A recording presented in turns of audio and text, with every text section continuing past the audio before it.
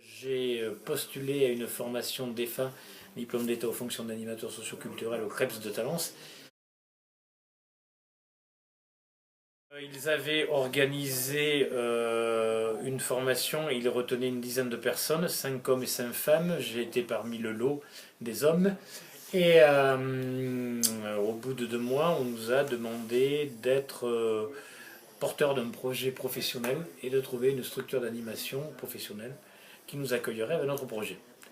Donc moi, mon projet, il était autour de ce qu'on appelle maintenant les musiques actuelles, et en termes de diffusion et en termes de transmission musicale.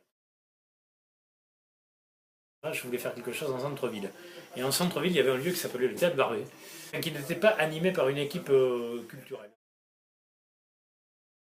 On n'est pas passé de la salle de concert à l'école de musique, puisque c'était sûrement, je pense que c'est sûrement le seul projet qui portait à la fois la diffusion, donc l'organisation de concerts, et la transmission musicale. Maintenant, bon, c'est monnaie courante, mais à l'époque, c'était totalement original. On a, dans un premier temps, récupéré un théâtre. Alors, on va faire, pour faire simple, on va faire les cours de musique. Ont été dispensés dans des locaux qui n'étaient pas faits pour ça. C'est devenu alors un lieu dédié à ces musiques-là. Le lieu donc disposait d'une salle de concert de 700 places, de 6 et maintenant 8 locaux de répétition et de cours, un studio d'enregistrement, un club qui peut accueillir 250 personnes, un vrai lieu équipé professionnellement pour accueillir des amateurs et des professionnels et des gens qui sont en voie de professionnalisation. C'est à travers ce mouvement alternatif avec 2 labels, Bondage Production et Boucherie Production, où d'un côté il y avait les Berruriers Noirs, les Ludwig von 88, enfin tous ces groupes-là. De l'autre côté, Garçon Boucher, Mano Negra. On l'appelait Rock School parce qu'il fallait un nom de combat, quoi. Parce qu'à l'époque c'était un combat, quoi. Dans ce qu'on fait, on est toujours on n'est pas en décalage avec ce qu'est la société, quoi. Et ce qu'attendent les gens de nous, quoi.